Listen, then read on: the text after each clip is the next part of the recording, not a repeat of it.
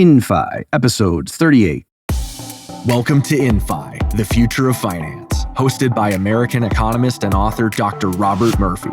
Each week, tune in for dynamic discussions with business pioneers about emerging trends in finance, life insurance, asset management, technology, and more. Now, let's talk the future of finance.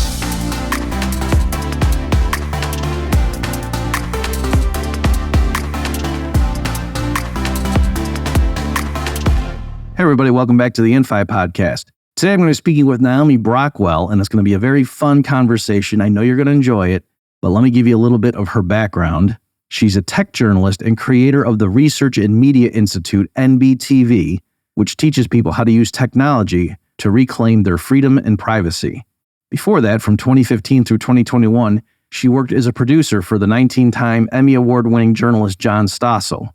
Naomi is also the co-founder with Gene Epstein of the Soho Forum, a New York debate series. Listeners might remember that when I had George Selgin on this podcast, I alluded to the fact that he and I debated, and it was actually at this Soho Forum. Naomi is on the advisory council at the Mankai Economic Education Foundation and is the author of Beginner's Introduction to Privacy. So today we're going to be focusing on a new video that she released recently, folks, having to do with commercial banks and how they're not very good stewards of your privacy. But of course, we tie it into broader issues beyond just the specific one about commercial banks. Without further ado, here is my conversation with Naomi Brockwell. Naomi, welcome to the InFi podcast. Thanks so much for having me. So before we get going into the details of the content that we want to go through that you guys have been cranking out, can you maybe just give us a little bit of your origin story? Because you're sort of a larger than life figure. So where did you come from? My origin story. Well, I'm currently running a research and media organization called NBTV Media, and we focus on educating people about digital rights, mainly focused on privacy and giving people practical tools that they can use today to reclaim their privacy. Mm-hmm. And the way we look at it is most people have not fully caught up to the fact that our lives have transitioned to the digital world. And so they still think about their rights and about privacy and all of that in the physical space, but they're not realizing that there's so much overreach into their digital lives that they're losing freedoms really fast. Mm-hmm. And so we try to educate people about that and give them tools for fighting back. And I got here from a kind of roundabout journey. I'm not sure how far back you want me to go. It is I knew you were very smartly dressed, and you were in the Bitcoin space, and you had a very distinct accent that some of us thought may have been fake. You can comment on that if you want. And I have managed to keep the fake accent all these years. Yeah, you're definitely committed to the role. Yeah. Thank you. I appreciate that. Well, before this, right. So, and you're a good singer. I know that. Yes. I remember performing the Kojakus for all of you with some Bitcoin parody songs. So yeah, before focusing mainly on privacy and digital rights, I was focused on Web3 technology and cryptocurrency. And before that, I was focused on Austrian economics. So my journey since moving to the United States, which was a long time ago now, it's kind of crazy to think back on, kind of started out in really being obsessed with Austrian economics, reading a lot of Hayek, learning about this idea of competing currencies, and thinking, wow, wouldn't that be nice if we could get to a world where we actually had choices and alternatives. And then Bitcoin came along, and I was like, hey guys, there's something a little bit interesting about this. Could this be an actual alternative? And because it's decentralized, perhaps it can't be shut down. So I got really obsessed with that space and just looking at how technology could give us back financial freedom. And then a natural progression from there was realizing actually technology can give us back all kinds of freedom. It can give us back freedom of speech. It can give us back freedom of privacy. All of the things that are kind of been stripped away in the digital age. So my focus in my research and the content that I put out evolved from just focusing on monetary policy, which was something that I was really fascinated with, and then moving to all kinds of digital rights. And now a lot of our content is focused on privacy. And then before all of that, I was an opera singer. So natural progression, as I said, from opera into Austrian economics to Bitcoin and now privacy. Well, I think Mises' wife was a an actress, I believe. I think See, she's saying there's as well. tie-in. Yeah. There we go. Listen, I'm not an outlier like you think. Mises' wife was exactly the same as me. You heard it here first, guys. Okay, great. And so then is the main vehicle now of what you do day to day your YouTube channel? Or is that just a particular offshoot? Okay. So the research wing of that is Ludlow Institute. It's not yet fully, we've done a soft launch with that and really building out articles and video tutorials, mini documentaries about all the issues that we're studying. And that's what I do full time. We have a team now that works on all of that. And we are a 501c3 nonprofit, just purely to educate people about what we think are important issues. Okay, but your YouTube channel is, we're referring to NBTV. That's Naomi right. Yeah, Brockwell. NBTV Media is kind of the overarching. Yeah. It's not Nakamoto Bitcoin. She's making it all about her. And just like the Steve Harvey show. Who's that? Oh, it's Steve Harvey. Okay. But you've got, if we could just take a moment before we dive into the content here, you have 314,000 subscribers. That's right. Nothing and across to sneeze platforms, we have 850,000 subscribers. So we have different content we put out, like short sketches on like TikTok and Instagram with a very different audience. So our YouTube audience is mainly male. Our short form content is mainly female. So it's been interesting to take these issues and then find ways to completely repackage them to try to get to as many different demographics as we can. I think that digital rights and particular privacy, it's a foundation of a free society. And so I think it's absolutely important that we should be fighting for these things and educating everyone. And so we're really trying to find ways to reach new audiences and get them interested in fighting for these things too. Do you have any general advice for like somebody who's they're trying to get traction in social media or YouTube channels or what, besides, say things that are entertaining or that people are interested in, but do you have any specific things that like you discovered along the way that might not be obvious? Cool. Well, one thing I discovered about short form content was that you really have to write for the platform. So we were thinking, why don't we just repackage all of our stuff and we'll take a good 1 minute soundbite, repackage it. No one watched it, not a single person. But as soon as we started writing content specifically for that format and really stylizing to that format, that's when the channel really took off. And I would say my YouTube channel really took off. I have a fun anecdote, actually. I'm going to share this with you. I'm not sure that I really share this story, but I was doing this as a one-woman show for years and years and years and years. And I was really proud of what I was doing and thinking it was great. And I remember doing one piece about Assange that some news came out, and I wrote this big piece and I filmed it, and it was like I working all night, and I send it to Stossel. I was a producer for him for many, many years, and he's been gracious enough to give me feedback. He's John Stossel, just for people to John make sure. Stossel. Yes. Yeah. And so he's won 19 Emmy Awards. This is a man, like my learning curve when I started working for him just went through the roof. I think that he's just such a tremendous journalist. So obviously when he's willing to give me advice, I'm going to listen. And so I remember in this piece, I'm like, John, what do you think? And he told me it was terrible.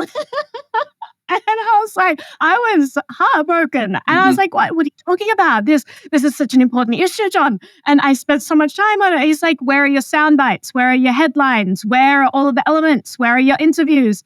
And I said, John, I'm a one-person team. I don't have 4 people working for a month on every single video. Like it's just, he's like, well, I don't know what else to tell you. And so that for me was a giant push to say, oh, okay, if I want compelling content, I am going to have to put in all of the work and add all of those things and up the production value and make it as interesting as possible, because you're competing with all of these other people for eyeballs. And so if you want their attention, you have to go out of your way to grab it. And so that's when I transitioned to a 501c3, did a big fundraising push, hired a team, and now we put out our content. And the difference in views was astronomical. So yeah, it was a lot more work. But if it wasn't for John kind of saying, Naomi, do a better job, yeah, I definitely wouldn't have kind of launched what we have today. Okay. All right, Naomi, since you were vulnerable and shared your John Stossel story, I'll share mine. We're sharing John Stossel stories. Vulnerable ones too. So my dad told me at one point that I was I was the best public speaker he'd seen. And then we had a conference in Nashville, and Tom Woods was a speaker. And later my dad told me, he goes, now you're number 2. That was just the best speech I ever said. I was like, oh, thanks, Dad. And then he called me later at some point and said, yeah, because he lived in the Villages, which is a real conservative thing in Florida. And John Stossel went there to give a speech. And my dad called me to let me know that now I was only the 3rd best public speaker he had ever seen live. So that's, in case people want to know why am I the way I am, it's because that's my dad. So anyway. That's hilarious. Yeah, no, John gives the most amazing, incredibly blunt advice. If you don't want to hear the truth, don't ask him for his opinion, because he will tell you the truth and it will be remarkably helpful.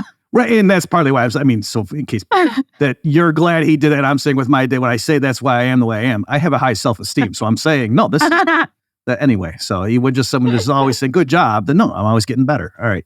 And maybe one day I will win his approval. Okay. So back to your show.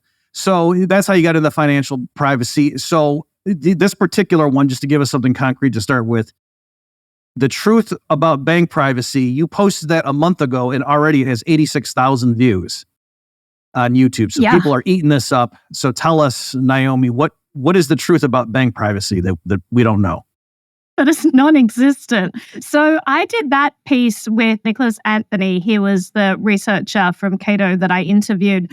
And we basically went back and looked at the history of financial surveillance. I wanted to give a real concrete example of how our privacy has eroded, because a lot of the times little things happen along the way and we're like a frog in boiling water. We don't quite realize how norms have changed until we put it side by side what things used to be like 20 years ago. And then we go, holy moly, how did we become okay with this current system?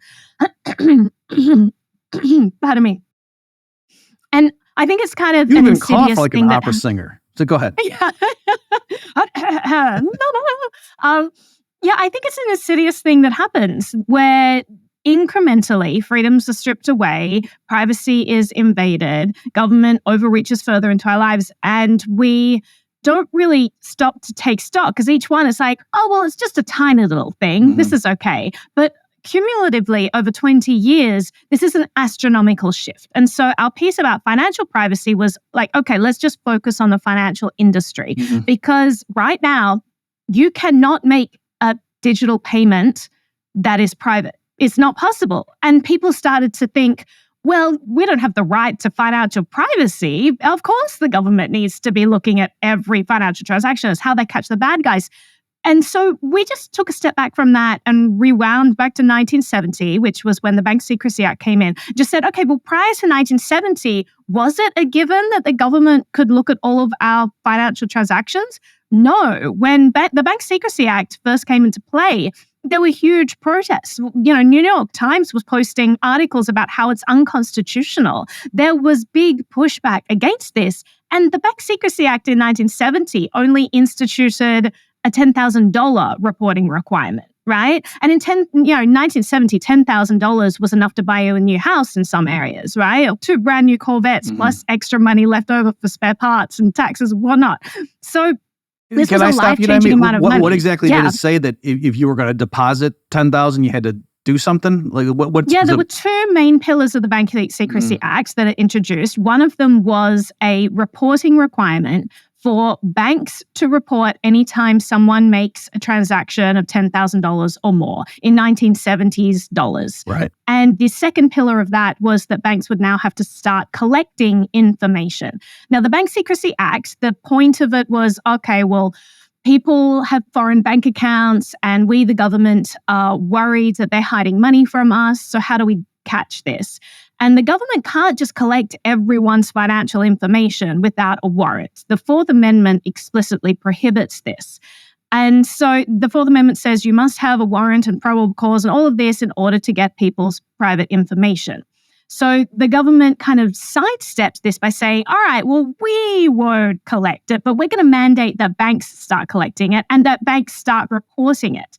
And then the way they got around this was saying, well, we don't really consider it private information if you've given this to the banks. We'll use something called the third-party doctrine that says that if you give your information to a third party, you really have no reasonable expectation of privacy. So these were 2 fundamental shifts. And if you think prior to 1970, and you ask anyone who set up an account prior to 1970, they would tell you that they have a trusted relationship with their bank.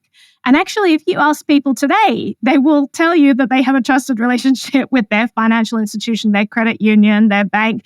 We all had, for some reason, have this idea that finances are private, and it is completely not the case. Not only has this $10,000 rule crept more and more insidiously into our lives because it was never adjusted for inflation. And so year after year, as the purchasing power of the US dollar declines, this surveillance creeps further and further into our daily activities. But on top of that, the Bank Secrecy Act has been further expanded through additional legislative changes over the years. So financial privacy does not exist anymore. We're at a current state where not only are banks handing over all of our financial activities in bulk to the government, right down to, money transfers like PayPal and Venmo. Anytime there's $600 worth of activity in your account, that just gets transmitted automatically to the IRS. So the government's collecting everything you do. But on top of that, banks have the right to sell all of your data as well. I was recently, and credit card companies, point of sale transmitters, all of this, we think that, okay, there are protections in place, this information is private, and it's not. This is data brokerage is $1 trillion industry. And I was chatting, it was funny the other day, to someone who 20 years ago worked for a very famous credit card company.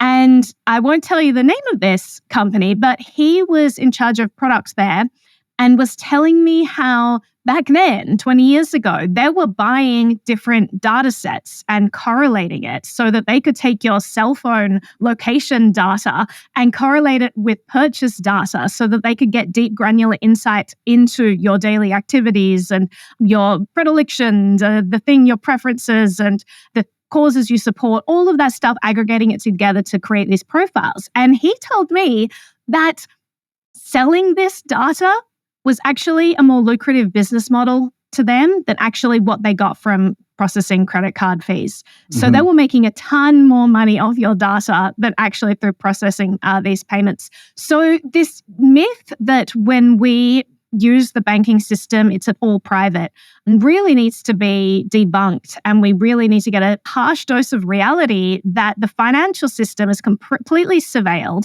And if we want to make private transactions, we basically have two choices now. We use cash in person and don't participate in this global economy where everything is digital and everything is surveilled, or we use an alternative financial system, and that's where things like cryptocurrencies come into play. Okay, a lot there. Just let me react a bit. So it was good stuff. I've noticed just even in my car, that I know this is a separate thing, but I'm just in general, how everything you're doing now is being like, I think everyone's just kind of given up that, we're being watched by the Matrix or something. That my car now, there's a certain routine, I moved and now I have more of a new routine. And now when I go, the map that pops up on my car, it knows where I'm going next. It's learned my routine. And at first it kind of freaked me out. And I was like, oh, that's convenient that I don't have to type in the address that it knows. After the gym, he always goes here. And then he always goes here. And so there's that. And I've even heard crazy stuff about your car is monitoring you and sending, info if it's a newer vehicle, at least. And that technically when you buy it or lease it, you're agreeing to all. Because there are some cases, some guy was suing his car company because it was transmitting all this information about him that he didn't realize. And they said, no, you agreed when you bought the thing. And no one reads all that stuff.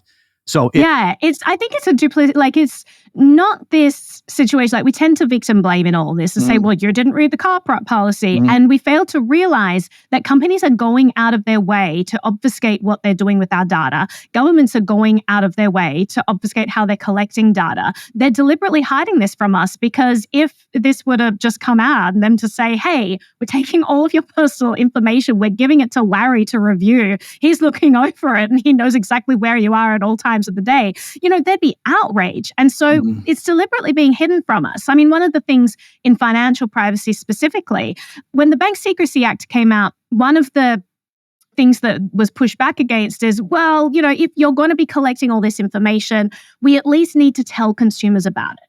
And so this other act was passed and it was written into it that you got to tell consumers. Then in 1992, the Anuncio Wiley Anti-Money Laundering Act basically got rid of all of that. It made it illegal for your bank to tell you if they're filing a suspicious activity report. And now a suspicious activity report applied to anything they deemed suspicious that was kind of like, oh, well, it was kind of close to $10,000, or she made several transactions in a day, or I didn't like the way she looked in the color yellow. Whatever they want to do, they file these reports. It's illegal for banks to now tell people when they file these reports. And so hundreds of millions of reports are generated on Americans for basically nothing more than using their own money. And we don't know about it. We don't quite realize the extent to which this has crept into our lives.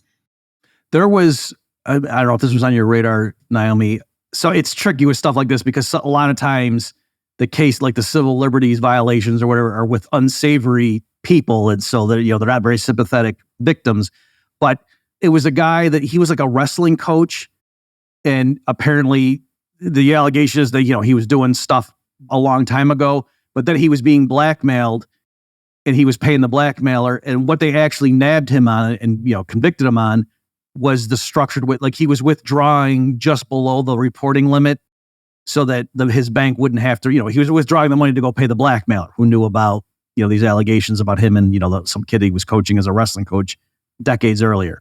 So again, it was not a very sympathetic way, but I saw some people saying, this is kind of weird that technically this guy's going to jail because the government showed that he just withdrew his own money from the bank, right? Like in other words, they didn't prove that he did anything decades ago. He's going to jail because he took his own money out and was just apparently deliberately just stopping short of the requirements so that he wouldn't leave too obvious of a paper trail. And that seems kind of weird that you can go to jail for taking your own money out of your bank account. Yeah, it's absolutely insane. Basically, the government got lazy, right? And they made the movement of this money the crime, not the actual crime itself. It's like saying, like, you used a water bottle and nabbing people for that when the actual crime was you killed someone and the weapon happened to be a water bottle. It's like you don't put people in jail for using water bottles, but somehow we've associated payment activity with the actual crime itself. And money laundering became this invented crime because governments realized that they had complete control over the monetary system. They have a monopoly over the creation of money, or so they thought, because they were routinely shutting down any alternatives that would pop up until crypto came along and they couldn't shut it down. And so thinking that they had full control over the system, they realized that they could coerce banks to shut down payments to certain causes they didn't like. They could coerce credit card companies and money transmitters to do the same thing. They could really control people's behavior using this financial system. And it was completely surveilled. Everything's monitored. All of this data is reported back. So it's incredibly insidious how the monetary system was weaponized over time. And then they said, well, money laundering is the crime, so we're going to use this to follow the trail of money. And it's how they catch the bad guys. And let's be honest, like we want bad guys to be caught, right? But they made the actual movement of the money the crime instead of the crimes itself, which means that now all of these innocent people are left wide open to pervasive mass surveillance into the most intimate details of their life in a world where the Constitution is meant to be protecting us from this overreach. We have the Fourth Amendment for a reason. The government is not meant to get access to all of our information without a warrant. Yet here we are, that everything we do in the financial world is surveilled, and the government uses that as a weapon to go after people arbitrarily. Let's face it, this is arbitrarily enforced to go after people that the government wants to build a case against, and when they can't find any other evidence against them. So it's a pretty scary situation if you take it away from bad people and say, oh, well, can this be used against someone who's leading a political movement they don't like, who has a religious affiliation they don't like, who supported a candidate or sent money to a family member, or just something that the government deems problematic to them? Can they use this weaponized monetary system? And yes, they absolutely can, and they do it all the time. Yeah, just to go back to what you said earlier, that it's not merely the moving of the money, but then like the actions built on top of that. So the example you gave was that they made it so that it was illegal for the banks to even tell their customer, by the way, you just did X, Y, Z, and so we had to send in a suspicious report, just so you know. Like they couldn't do that. And so a comparable thing, I had a newsletter with my co-author Carlos Lara years ago, Naomi, and we were giving a strategy to our subscribers as to what we thought they should do based on the economic environment. And one of the things was, hey, you should build up a decent stockpile of actual currency enough to get you through like a month's of expenses, ideally, just because, there could be a banking crisis, we're going through. But then I realized, and I'm talking to her, and I said, should we mention though that if this is a lot of money, that might trigger a report, that if you go in and start withdrawing large amounts, that, they might file a report. But then for my research, I learned that, oh no, we could get in trouble as newsletter writers if we told them, hey, it's our understanding that this is the threshold. And if you go into your bank and try to take out more than this in one day, they're going to fight. That we could be breaking the law by just telling our readers that true fact about it was amazing. How we had to thread the needle, because we didn't, anyway, you get the point. And I guess the ostensible reason is, we don't want to tip the bad guys off. So they structure, but anyway, so go ahead. One interesting anecdote is that I think it's the number 2 reason because we get very limited insight into all of this. Mm-hmm. But the government is meant to produce reports that kind of talk about this. They rarely do it. The last report we had was from many years ago. But insight that we did gain from this report was that I think it's the number 2 reason. The most common reason for filing a suspicious activity report is not that they went over the $10,000 limit. It's that they were near the $10,000 limit. So why bother having a threshold when it's both illegal and suspicious to go over it as well as under it? Why bother having it, And just understanding that now SARs don't even apply to $10,000. It's anything that the bank deems suspicious. And keep in mind that the banks have basically been conscripted as government surveillance agents in this. They're not being compensated for this. It costs them, I think it's like $46 billion a year to do all of this surveillance. And all of those costs are getting passed on to consumers. So not only is your privacy being invaded, but it's also costing you a ton of money on top of that. So all of this surveillance is costing us a ton of money. I believe that it's unconstitutional and it just sidesteps the 4th Amendment that we have in place. It's costing us a ton of money. Also, the biggest point from all of this is that banks have a liability issue as being these conscripted agents of the state now.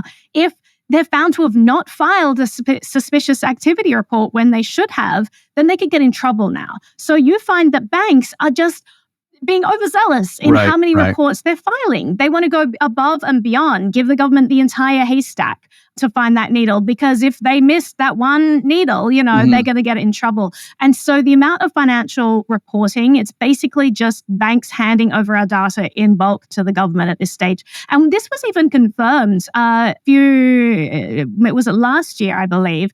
They tried to implement this $600 rule where they said any bank account that has $600 worth of activity in it in a year, now that was subject to federal scrutiny and all of that data had to be sent to the government. $600 in a year is insane. Anyway, there was pushback against this, obviously, and people said, this is insanity. You can't have that much visibility. And the government replied and said, why are you guys so upset? We already get all of this data. And everyone responded was like, guys, you just said the quiet part out loud that you are already collecting all this data. They walked it back somewhat, but really not much at all, because they just said, okay, we want to apply it to all bank accounts. We'll just apply it to those where a payment transmitter is involved. So like PayPal, Venmo, Cash App, all of those things. If there's $600 worth of activity going through those things, then we report all of that activity to the government. So we're in a situation now where the government freely admits that they are getting all of our data in bulk. They have unfettered insight into all of our financial activities. And that's problematic because our financial activities give people great insight into our lives. It shows our patterns, our habits, our preferences, which causes we support, where we align on the political spectrum, all things that could be used against us, all things that might deem us as problematic citizens who maybe are dissidents or protesters or someone who might cause trouble for the government. So all of this stuff is information that we should have the right to keep private based on constitutional protections, and we just have no privacy at all. Yeah, just along that point, I bought a house in 2022, and as part of the process to get the mortgage and all that, they wanted to see whatever it was, 3 or 6 months of checking account statements going back, and I was just going through it. I was like, highlighting or using a black marker to like make sure no account numbers or anything where it was going. But I was just looking at it saying, you know a lot about my personal life just from looking at these printouts of, my how I use my debit card. And so, yeah, the fact that anybody could just go snooping. And also to go back to what you said, I think there is a temptation for people to say, oh, come on. Yeah, but since they're taking this from everybody, it's a huge thing. I'm not going to stand up. But that's not the point. The point is if they want to lean on you for some other reason, then they can scrutinize this huge trail of information they have about you, and they can find something because there's so many rules and you probably are doing something wrong, and they can lean on you, or something that's embarrassing that they could say, oh, geez, we would be ashamed if your coworker saw you said this about him in this other email or this text message, right? And, so. Yeah, it's when people say that they have nothing to hide, is that idea that they're basically proclaiming that they, in lockstep with the government and just abide by whatever the government says and never plan to ever disagree with the government ever, which is a terrible bet to make based on a history of government just creating a slew of bad policies throughout history. So you're betting that you're never going to disagree with anything the government ever says in future, that you're never going to have something to hide, that they're always going to have the best policies, nothing you want to push back on as a conscientious citizen and say, no, this isn't right, let's have better laws. I mean, I wouldn't proclaim that because I think that's not something to brag about, that you're so complacent that you don't think that you will ever be an activist and be unhappy about a situation. And we have to realize that governments come and go and regimes come and go and social norms change, but our data is forever. And as you rightly said, they just need to access this treasure trove of information that they have about us and find anything that might embarrass us and put pressure on us. And all that needs to happen for them to be motivated to do so is we say something in disagreement that they don't want us to say. I have a friend who recently was arrested for something that happened 14 years ago. Apparently, I won't go into details, but it was something that on the last date of statute of limitations, they found some stupid workaround, little paperwork detail to reopen an entire case and throw someone in jail. And this person was kind of a pivotal person in funding decentralized technologies and really pushing back and creating alternative systems and tools of freedom for people. So you can imagine how this person might have been problematic to a government that wants to maintain control over financial systems. So to be able to go back and say, well, we have this treasure trove, let's find something and be able to target it. This is exactly what the Fourth Amendment was meant to protect us against, right? The Fourth Amendment was put in place basically as a response to what was happening in England with these things called writs of assistance, which basically allowed the government to harass people, go through all of their belongings, try to find something to get someone on in order to target people who were a problem. And we're now in a situation in the digital world where we have the exact same situation going on and no one's pushing back against it. And the worst part of all is there's this insidious mind weevil that people keep parroting, saying like, well, I have nothing to hide. Or they say, well, my privacy is already dead. Why bother protecting it? That is not the response. The response is to say, this is an issue. This is problematic and dangerous for the future of our freedoms. Let's try to stop it, not to complacently sit on our hands and say, well, it's already happened. What can I possibly do? Like if the government starts rounding up everyone and saying, all right, everyone's going to jail. You wouldn't sit there and say, all right, it's already happened. I'll just sit on my hands. You'd probably find a way to push back against this incredible overreach into our freedoms. So I do think that people just need to start being aware of how losing freedom in terms of losing our privacy in the digital age is a real threat to losing all our freedoms. Yeah, just one last bit on the, how they can lean on people. And it's not simply dissidents and unpopular political minority or something, but also even like it's well known that J. Edgar Hoover's FBI would spy on Congress people. And so even, so if anyone ever threatened to cut the FBI's budget, he probably hit a bunch of them talking to their mistresses or, what I mean? These are unsavory people. But the idea, it's, so on any given scandal or something, he wouldn't even have to make something up. He could genuinely show that, no, I got all this dirt on you and I could ruin your career tomorrow, so you better back off. And you might not feel bad about the recipient of that if the allegations were true, but in a grand scheme, that's not good for our system, that there's this agency that has access to all this information that can just lean on people, and you call it the deep state or whatever term you want to use. But so it's not merely against the lowly citizen, but even other parts of the government that might try to come in and do reforms. I think they pretty quickly learn, like Chuck Schumer famously said, you don't mess with the CIA because they got, 7 different ways to screw you by Tuesday or whatever metaphor he used. You know what I mean? He kind of just said it as a throwaway line about Trump is dumb but on the other hand, it was like, yeah, you shouldn't. It's kind of weird if we're saying even the president shouldn't on TV just casually criticize an intelligence agency because they can come back and get you somehow. Like that, that shouldn't be the case. But anyway. No, it's a terrifying situation. So can we go back? You mentioned, okay, so there's kind of like 2 paths now. And one is we all start using, or we use cash more. So let's just focus on that for a second. And the problem there, of course, is there's lots of forces in motion to limit the use of cash. Mm-hmm. So one thing that I haven't seen other people mention is when I go to the ATM and if I do a withdrawal and it like pops up and gives me options for how much would you like to, that number has gone down over the years. Like it used to be a default was 300 like 15 years ago. And now it doesn't typically, for at least where I go and bank, I can still get it, but I got to go to a different screen. And so that's weird because $300 now isn't as much as it was 15 years ago. And so I think that's partly a conscious effort to like wean people out to get them. No, just use your debit card. It's a lot easier. And you don't need to be carrying all this cash. I would get mugged. And then, of course, there's economists like openly writing papers about we should actively try to get rid of cash. And anyway, so what are your thoughts on that, the war on cash? Oh, it's terrifying. In other countries, it's even worse than in America. Like I make an active, conscious decision to go and pay cash in person everywhere I go. I kind of get made fun of. Mm-hmm. My coffee shop, I always pay with cash. When I go and buy a computer, yes, I'm going to take $3,000 of cash with me. Are you serious? Yeah, absolutely. I am trying to consciously keep cash alive because I know it's a dying fight, but I will die on this hill because as soon as it's gone, you can rest assured that it's going to be very difficult for you to have any semblance of privacy in your life. And so you go into like an Apple store and you give them $3,000 in cash?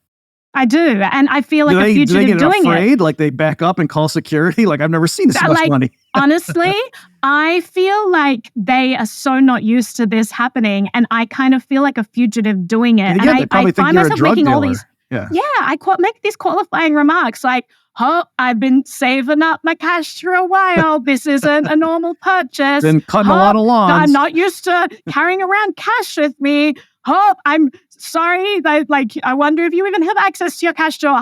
Let's make light of the situation. Like, I find myself having to do this. And you can rest assured there are cameras in that Apple store that are looking at me and they have facial recognition. And at the end of the day, according to off the record Apple employees, yes, data gets sent back to central headquarters for records. So there's yes, probably a poster of you in the back room and they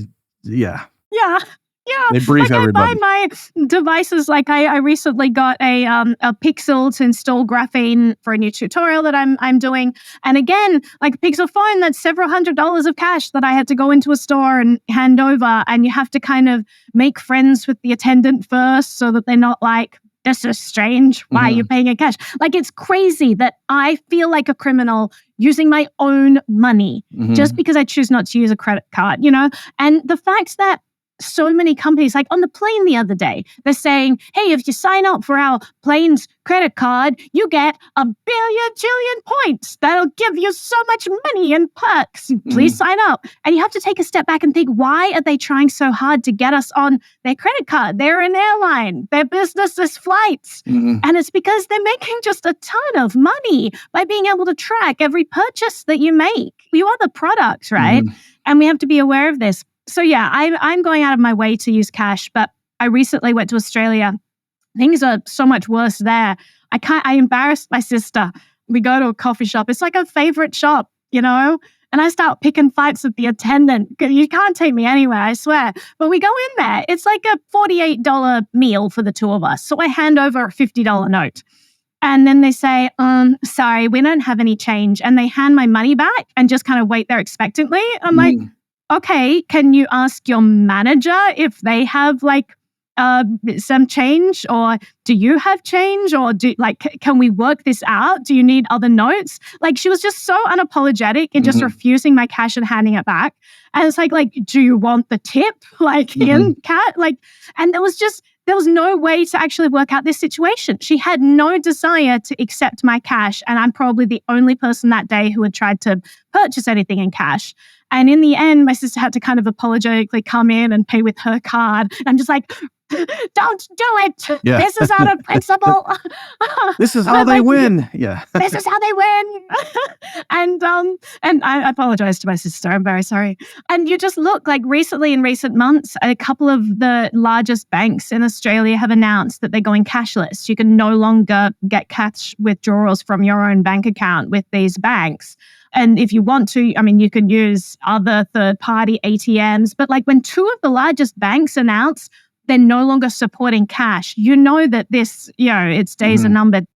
And so this is a worldwide phenomenon where cash is being phased out and people are no longer using it. It's really convenient to pay on your card, but there is a cost to doing so. And I think we need to be more aware of what that cost is, because it's not just about whether we as an individual have something to hide. It's whether we are creating a future where we no longer have the option for any kind of privacy. And we don't know what the circumstances of that future are going to look like, whether why we might need privacy in a situation. We just can't foresee those details. And so for us to be cutting off the option of any sort of financial privacy by not making conscious choices with our actions today, I think that's this huge mistake. Okay, so then I forget your exact wording, but earlier in this discussion, you said, the fork in the road, if we want to maintain our privacy, either we just use cash, and we've just talked about why it seems like that's probably going to be a dwindling possibility as time passes, or I got to forget your exact word, but we build institutions that allow for digital payments that truly do maintain privacy? Was that the other? We need alternative financial rails. So the traditional financial rails with the banking system and all of the banking apps and the US dollar are all surveilled. There is no way to make a digital transaction now that is private. If you want privacy in transactions, you need to use cryptocurrency, and not just any cryptocurrency. Bitcoin and Ethereum and all of these ones that you've heard of are not private. They're public ledgers that clearly show a trail of where payments have been made, how much money is in your wallet. I would not recommend you use this if you care about privacy, but there are huge amounts of technological advances that have happened in the last decade in terms of privacy on digital ledgers. So zero knowledge proofs, for example, this is something that was just a theory prior, and there were white papers written about it. But then the first white papers using these tools in cryptocurrency came about. And I think Zcash was the first cryptocurrency to actually be a real world implementation of these zero knowledge proofs. And so it's all very complicated sounding. Essentially what it means is it's this digital lock and key for your transactions. It encrypts all of the data, so actually no one can see it. So there are all kinds of different privacy coins out there now. And a lot of people don't like cryptocurrency. A lot of people say, well, they're a Ponzi scheme or whatever. They have their gripes about this. But I will give you this value proposition. It is the only way that you can make digital transactions that are private today. So for all of the shortcomings, and yes, it's volatile, and yes, it's early stages, and yes, it's cumbersome to use, all of these things I agree with. But if you want to be able to make private transactions, you need to start learning about these tools. They will get better over time. I think that anytime you have a market-derived good, there's going to be some volatility there, but it eventually evens out. The cost of milk evens out after time. If we were bartering with milk, they would probably be volatile according to which circumstances the milk was being treated. But eventually, you'd kind of get an equilibrium there as there's more liquidity in the market.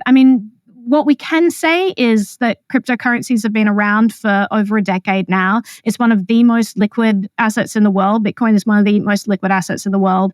And this is a tool that you have at your disposal should you want to use it. And maybe you don't want to hold it right now because you're worried about it or whatever, but it is a tool you can use in the moment. If you wanted to make a private transaction, you can actually do so today. So I think it's worth people just learning about this stuff and realizing how technology can give them back financial freedom in their lives.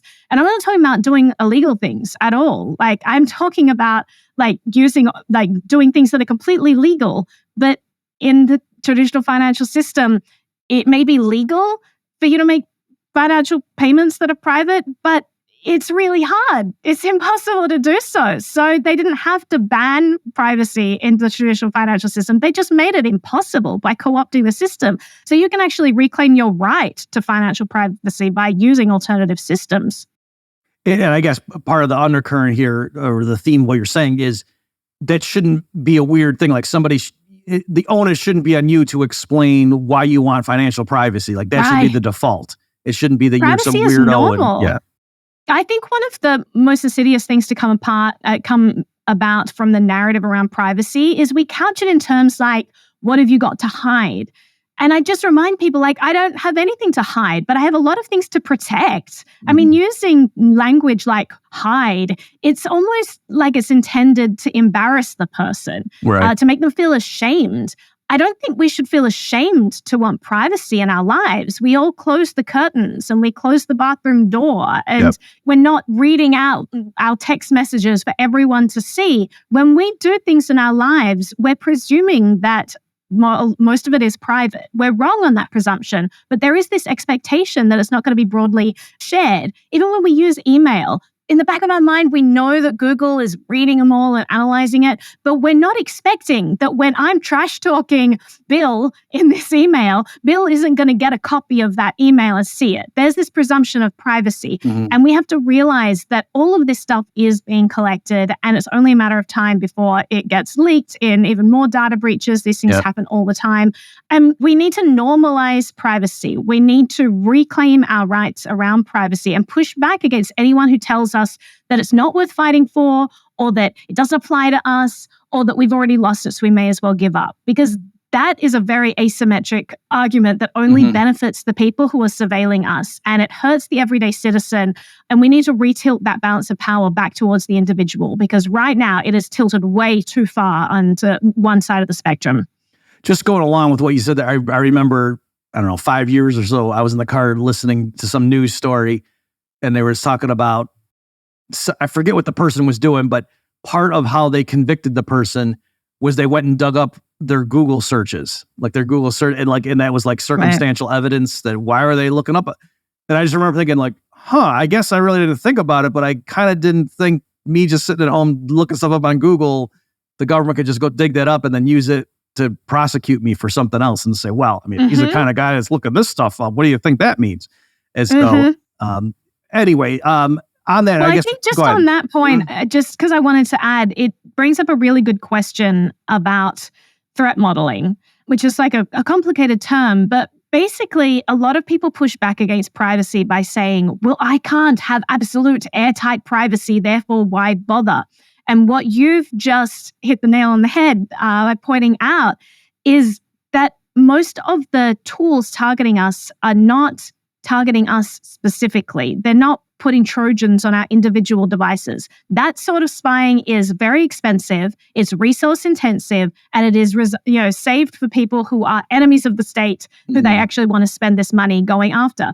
But all of our data is collected. Why? We're using services that are not private. We're using services like Google for our email and our searches and all of this. And Google, we think, I have this free email service called Gmail provided by Google. Why is Google providing me this free service? What did they get out of that? Well, Google is an advertising company. We are their product. If they're getting access to all of our personal communication, they're learning a ton about us. So they are analyzing every private correspondence that we have with someone, putting that into a profile. And that profile is available for collection. And so when it comes to big things we can do in our lives to reclaim our privacy, we don't have to worry about being airtight. We just have to look at those big services and ask the question, are they collecting our data in bulk and storing it forever in a profile that the government can then go and extract information from at any time? Or are we choosing services that encrypt their information, that don't access their information, that respect us as consumers? These days, we have the choice, and the encrypted versions are just as good, if not better, than the normal version. So I use Proton Mail or Tutor as my email provider. They're both privacy-respecting services. You can easily transfer all of your Gmails into one of these accounts and just take away that data that is being used to mass surveil everyone. The same with the messenger that you use. Are you talking to everyone on Facebook Messenger, or are you using something like Signal? The same way if you're using a search engine. Are you using Google Search, or are you using Brave Search, or are you using Start Page, which is a private front end for Google? You should be making active choices in your life to just reclaim these vast areas that currently you're handing over data of your own volition. You can reclaim all of that privacy just by making switches to these more privacy-preserving technologies. And that means that if someone wants to go back in time and target you for whatever reason, they're going to have a whole lot less information. They're not going to have your email records. They're not going to have your text messages. They're not going to have your search history. You have just protected yourself from some potential future adversary targeting you for whatever reason they might choose. Yeah, I was one. You mentioned Signal. That's something it took me a long time, and it was funny. I resisted it. Like more and more of my friends were getting into that kind of stuff, and they're like, "Why? You shouldn't be texting. Why don't you get Signal, or maybe they use some other kind of service?" And I resisted, and it took me like 47 seconds to install it. And then once I did and started talking, I was like, why didn't I do this 2 years ago? And then now I try to be the evangelist and introduce other people to it. Like if someone wants to talk to me, I say, hey, do you have this? I'd feel more comfortable if we, and it's of course not because we're doing anything nefarious, but it's just in general, why should it be? Yeah. Like I don't want everyone just eavesdropping on what we're doing here. So why wouldn't I? Yeah. So it is amazing. Like a little thing like that boom, it took me under a minute to get it going. And then now any conversation I have in there, at least is a lot more protected than the other stuff. And so as we wrap it up here, Naomi, your channel, you talk about more than merely financial stuff, right? Like I saw you had a video about which email to use and things. So you got a lot of stuff there, right? Like practical things that people can do as opposed to just griping about the world at large. There's lots of stuff you can do that's not going to make you invulnerable to the malevolent forces out there, but certainly can give you a leg up on it. Absolutely. So, I mean, we have over 600 videos going into all areas of your life. So if you're like, what is the best camera to have around my home? Because is a company getting access to my video feed? It seems like it's just an app on my phone, but is that getting sent off to some server? Is someone collecting it? Like, we provide deep dives into all of this tech we use in our daily lives and try to give actionable items that you can implement to improve your privacy or help you reclaim your digital freedoms. So it's mainly privacy, but we also talk about decentralized platforms. We've seen a swath of people get deplatformed because YouTube doesn't like what they say that week. And so there's decentralized platforms out there where you can put your content where it can't be taken down. And so there's just all kinds of different tools that enable individuals to reclaim freedom in an increasingly controlled internet environment. So we try to go through all of those tools one by one. If you're worried about email, we have 1 million videos about how to move your email over to a more private provider, how to move your messages over to a more private end-to-end encrypted platform like Signal. And so our main aim is really just to give people tools to empower them. A lot of my friends are political activists, and so they're really trying to tell politicians, hey, change these laws. And I'm less optimistic than they are about that as an avenue for change. But they're fighting a good fight. So you keep going with all of that.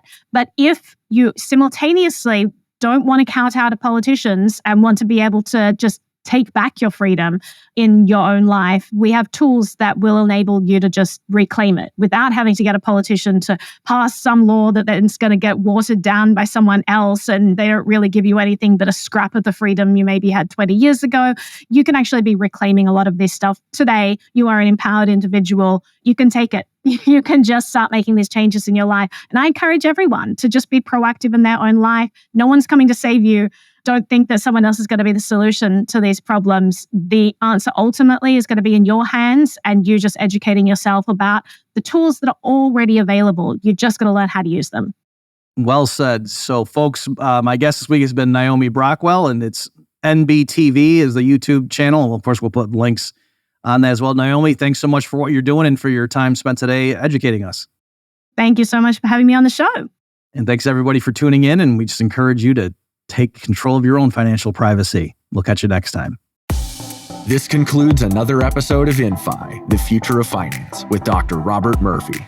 The information provided is for educational purposes and does not constitute financial advice. Consult with qualified professionals before making any financial or investment decisions. For more information on the host and for previous episodes, visit infi, thefutureoffinance.io.